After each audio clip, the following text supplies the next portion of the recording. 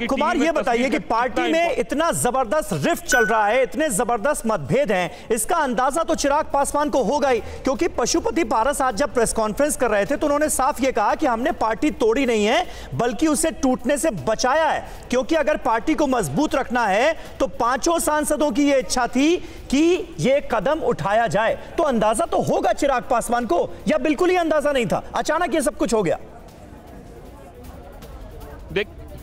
देखिए, आपको याद होगा कि रामविलास पासवान के निधन के बाद तत्काल प्रभाव से चिराग पासवान को पार्टी का अध्यक्ष बना दिया गया। उस समय ऐसा लग रहा था कि कहीं न कहीं पशुपति पारस अपने आप को ठगा महसूस कर रहे हैं। दूसरी बात, नीतिगत फैसले की अगर बात करें तो यह तय किया गया कि एनडीए के साथ तो रहेगा, लेकिन नीतीश कुमार के अगेंस्ट जो है चिराग पासवान ने सब कुछ बिहार चुनाव में किया। पशुपति पारस ने कहा कि हम इसके कभी भी अगेंस्ट नहीं रहे, जो फैसले हुए वे व्यक्तिगत तौर पे फैसले लिए गए और कुछ लोगों ने आकर पार्टी को तोड़ने की कोशिश की। इसकी वजह से कई सारे लोग पार्टी छोड़ के गए।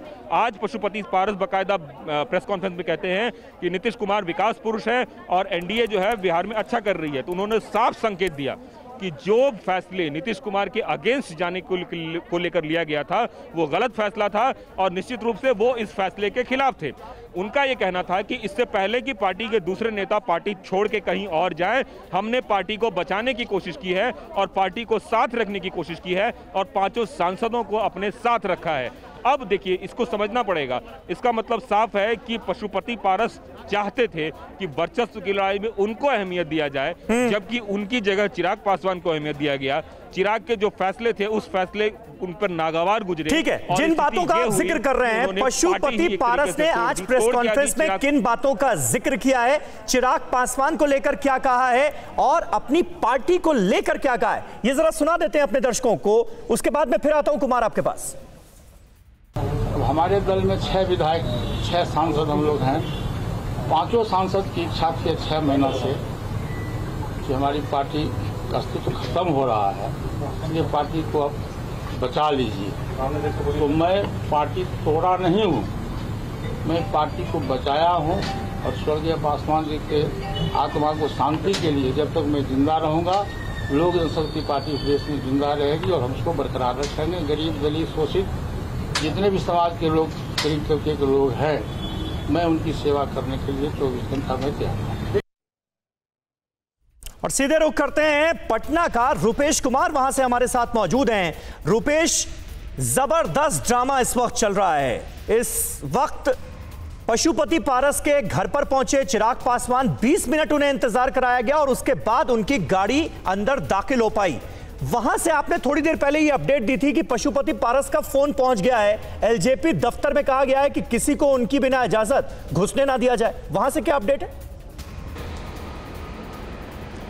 देखिए, आज रामविलास पासवान की आत्मा अगर है और वो ये चीज़ देख रही होगी तो निश्चित रूप से बहुत दुखी होगी, क्योंकि जिस तरीके से पार्टी को नहीं पूरे परिवार को रामविलास पासवान ने करके रखा था। मुझे याद है जब रामचंद्र पासवान का निधन हुआ था तो इसी पशुपति पारस के कंधे पर सर रख करके और चिराग पासवान फूट फूट कर रो रहे थे, रामविलास पासवान कहीं और रो रहे थे। आज दिल्ली में जिस तरीके से उसी भतीजे को चाचा से मिलने के लिए 20 मिनट तक इंतजार करना पड़ा, हॉर्न बजाते रहे, तब जाकर उन्हें एंट्री मिली है। और यहाँ ये जो पशुपति कुमार पारस के नाम से ही ये बंगला अलॉट है जहाँ पर पार्टी का प्रदेश कार्यालय चलता है, यहाँ पर भी सबकी एंट्री बंद कर दी गई है। कौन किसका आदमी है ये किसी को पता नहीं है, लिहाजा साहब का फ़ोन आया है, यानी कि इस बंगले के लोग साहब पशुपति पारस को कहते हैं और पशुपति कुमार पारस का ये फ़ोन आया है यहाँ जो दरवाजे पर दरबान मौजूद है उसे, कि किसी की भी एंट्री फिलहाल नहीं होगी। यानी कि दिल्ली के दरवाजे बंद,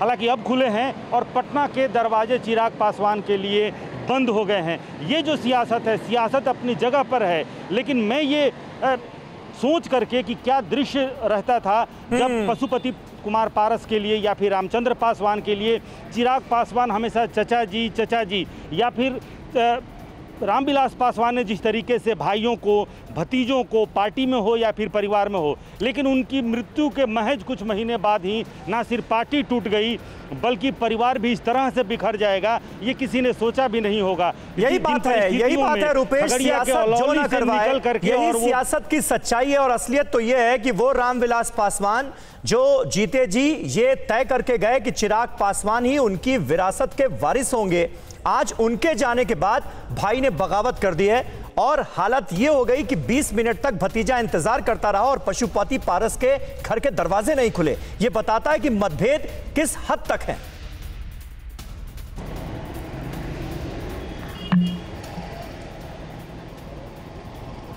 रुपेश। जी हाँ, बिल्कुल। और ये बताने को काफ़ी है कि राजनीति ने किस तरीके से परिवार में फूट डाली है। पार्टी तो टूटी ही है, लेकिन परिवार किस तरह से टूटा है। भतीजा रामविलास पासवान का भतीजा प्रिंस एक चचा के साथ चला जाता है और एक चचा के जो वारिस हैं चिराग पासवान, उनसे इतर अलग हो जाता है। पूरी पार्टी टूट जाती है, परिवार बिखरा हुआ है। और ये राजनीति कहीं ना कहीं सिर्फ इस वजह से कि केंद्रीय मंत्रिमंडल में किसको कितना स्थान मिलता है, या फिर जो घर के चिराग से घर को आग लगी थी, अब ये भी घर के चिराग से ही घर को आग लगी है कि कोई बाहर वाला किस तरीके से, चूँकि जेडीयू ने यह प्रस्ताव दिया था और ये मैं बहुत दावे के साथ कह सकता हूं कि जेडीयू ने प्रस्ताव दिया था कि आप पूरी पार्टी को लेकर के और मर्ज कर जाइए जेडीयू में। जिस तरीके से उपेंद्र कुशवाहा अपनी पूरी की पूरी रालोसपा पार्टी को लेकर के मर्ज किए जेडीयू में, जेडीयू को बिहार में भारतीय जनता पार्टी के बरक्स अपने आप को मजबूत करना है, चाहे वो रालोसपा से लेकर के हो। बसपा के एकमात्र विधायक को शामिल कर चुके हैं। ठीक है, कुमार कुंदन के पास एक बार फिर चलते हैं, क्योंकि इस वक्त वहां पर जबरदस्त डेवलपमेंट हो रहा है। और कुमार, इस तरह से चिराग पासवान का पहुंचना, पशुपति पारस के घर पर, अपने चाचा के घर पर 20 मिनट तक गाड़ी में इंतजार करना, क्या यह बता रहा है कि चाचा और भतीजे के बीच चाचा की तरफ से बातचीत के सारे दरवाजे बंद कर दिए गए थे, इसलिए यह एकमात्र रास्ता बचा था कि चिराग खुद पहुंचे, चाचा को मनाने की कोशिश करें?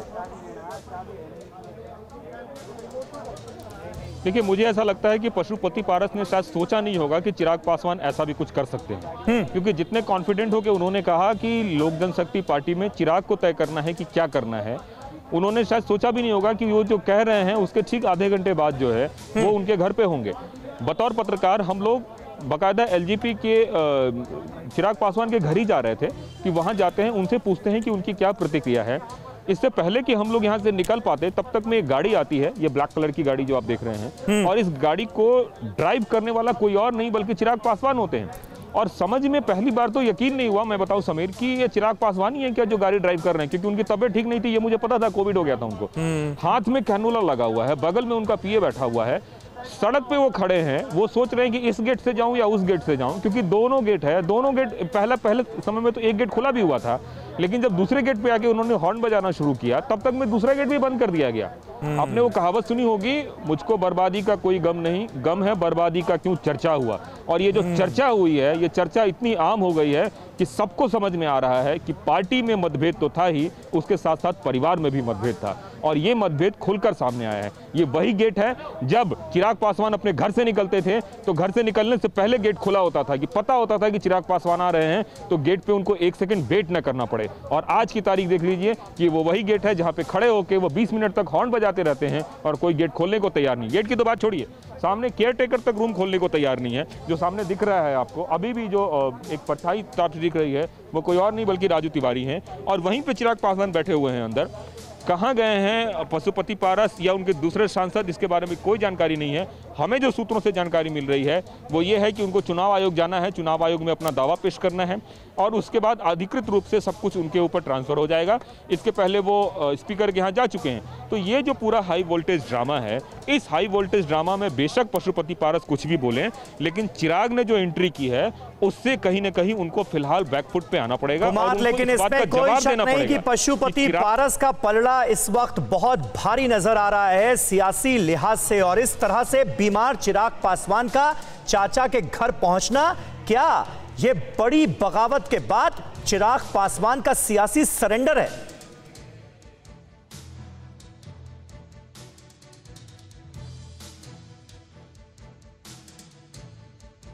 बस कुछ नहीं बचा था, और राजनीति में संख्या बल का बहुत ही अधिक महत्व होता है समीर, और संख्या बल अभी पशुपति पारस के साथ है।